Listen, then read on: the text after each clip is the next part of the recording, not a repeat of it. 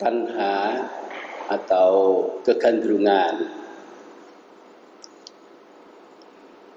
atau kesenangan yang biasa kita umat Buddha menerjemahkan keinginan, ditunjuk sebagai kemunculan penderitaan.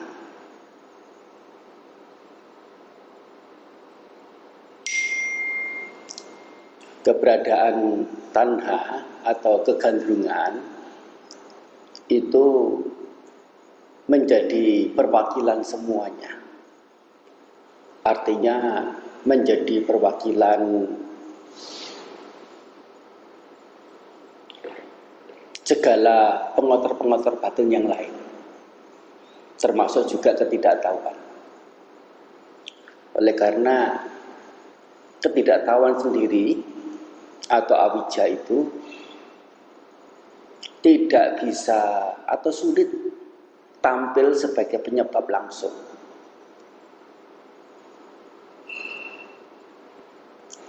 Sedangkan keiritasian yang muncul pada seseorang, pada hati batin seseorang, tidak lain karena tanhanya itu tidak tersampaikan. Tidak lain adalah bentuk lain dari tanha itu sendiri. Sehingga mengapa tanha sebagai yang utama dalam menyebut segala bentuk pengotor-pengotor batin. Oleh karena semua kehidupan ya didorong oleh yang namanya tanha ini sebagai yang tampil utamanya.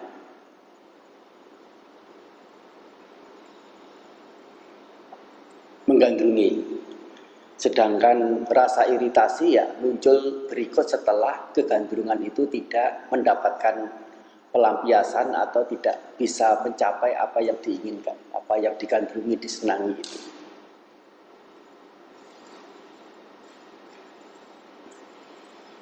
Ini ya satu pelatihan secara umum, baik dalam konteks ya kita mengatakannya itu bhavana atau meditasi ataupun tidak. Yang sesungguhnya secara spiritualitasnya ya segala hal yang berkaitan dengan pelatihan ya semuanya tercakup dalam bhavana, pengembangan. Kita memilah-milah kalau tidak sedang duduk pejam mata begitu namanya belum bermeditasi. Tetapi pelatihan batin ya saat kita sedang bekerja sekalipun, ketika muncul nilai-nilai kebijaksanaan, menengarai bahwa oh ini adalah kemunculan penderitaan, tidak lain adalah kemunculan kegandrungan. Terus kemudian kita mampu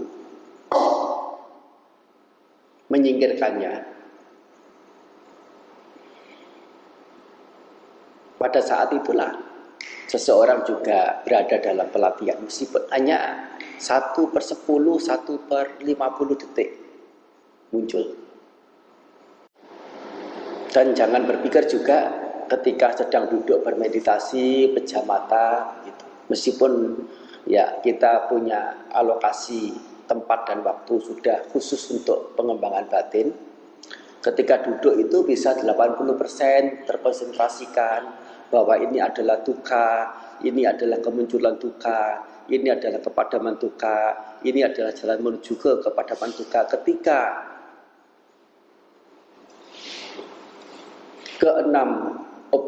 keenam indera salah satunya mengenali objek-objek dengan mengkategorikannya ke salah satu dari keempat Arya Saca itu bisa optimal Saya katakan 80% itu sudah terlalu banyak. Saya katakan 60% mungkin juga sudah terlalu banyak. Bahkan 40% saja terlalu banyak.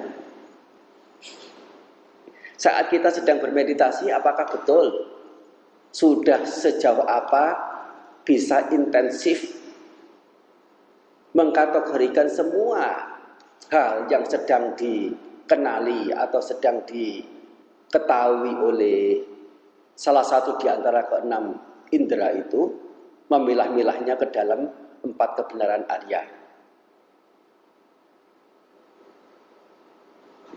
Nah, ini adalah pekerjaan yang selain asing juga sangat-sangat sulit oleh karena terlalu detail dan terlalu cepatnya. Terlalu cepatnya proses itu semua terjadi. Sehingga satu objek yang diketahui oleh salah satu di antara keenam pintu indera itu sebelum sempurna bisa diselesaikan, yaitu ditengarai sebagai yang mana dalam 4 kebenaran Arya, kemudian bisa menembusnya secara semestinya. Objek-objek yang lain sudah datang bermunculan dan lewat-lewat begitu saja.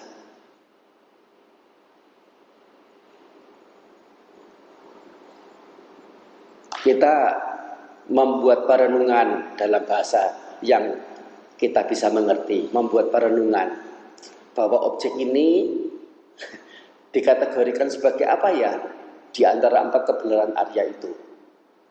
Dukkha, dukkha samudaya, dukkha nirodha, dukkha nirodha gamin nipati-pada mungkin perlu beberapa detik, mungkin bahkan perlu beberapa menit. Sedangkan selama 1 detik pun itu sudah ratusan, sudah ribuan objek yang masuk ke dalam indera, salah satu di antara ke-6 pintu indera itu. Ya, itu dikatakan sangat rumit, sangat lembut. Jadi dikatakan berapa persen kita bermeditasi itu, meskipun secara spesifik mengalokasikan waktu untuk itu, ya.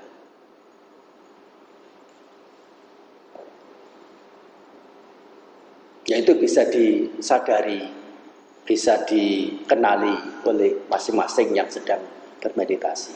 Bagaimanapun, ya jangan menjadi kecewa kalau ternyata selama ini ketika bermeditasi lebih banyak bolongnya daripada berisinya, lebih banyak lengahnya daripada sadarnya. Bahkan mungkin lebih kecewa lagi, selama ini bermeditasi itu tidak pernah mengalokasikan, mengkategorikan objek-objek apa yang masuk itu ke dalam salah satu di antara 4 kebenaran Arya. Selama ini tidak pernah. Berarti selama ini apakah bermeditasi? Meskipun tiap malamnya itu atau tiap harinya itu duduk. Tapi semuanya adalah proses yang perlu dijalani setahap demi setahap.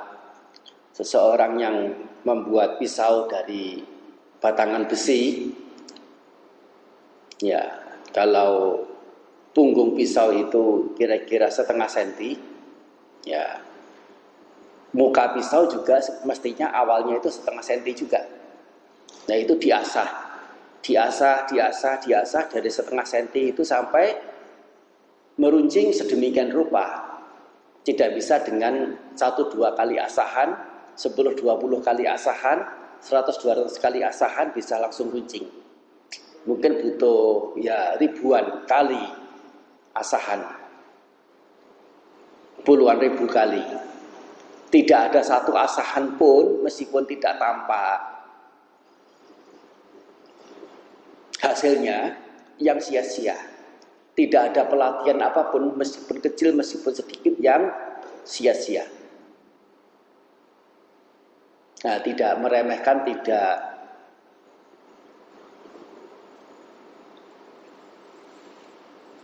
ya menganggap ya tidak berarti pelatihan apapun.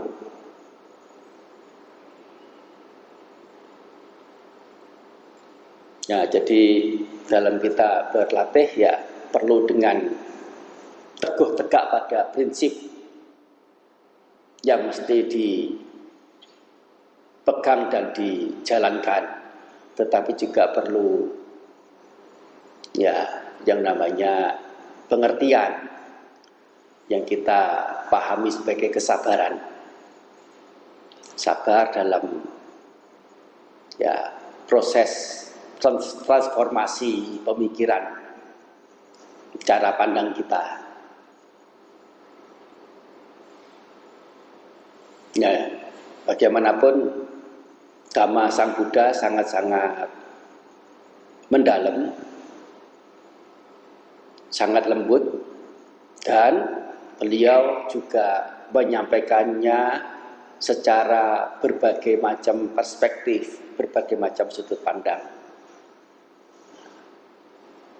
Yang disampaikan tadi itu adalah ya hal-hal yang merupakan salah satu saja di antara sekian banyak perspektif atau sudut pandang.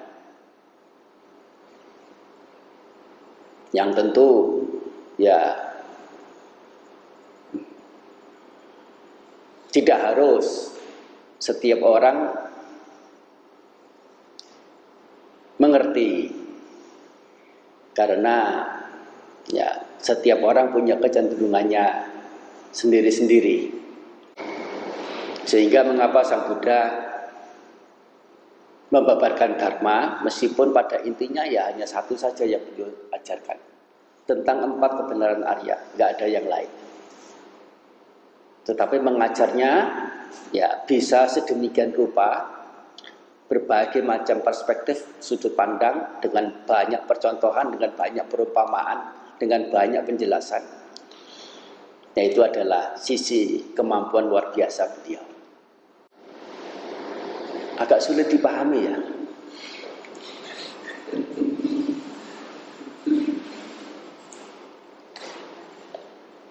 Paham nggak yang diomongkan ini? Asal dengan kesungguhan hati mendengar saja sudah cukup.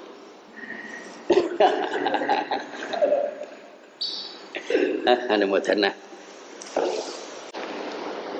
Sabitiyo viwacantu sab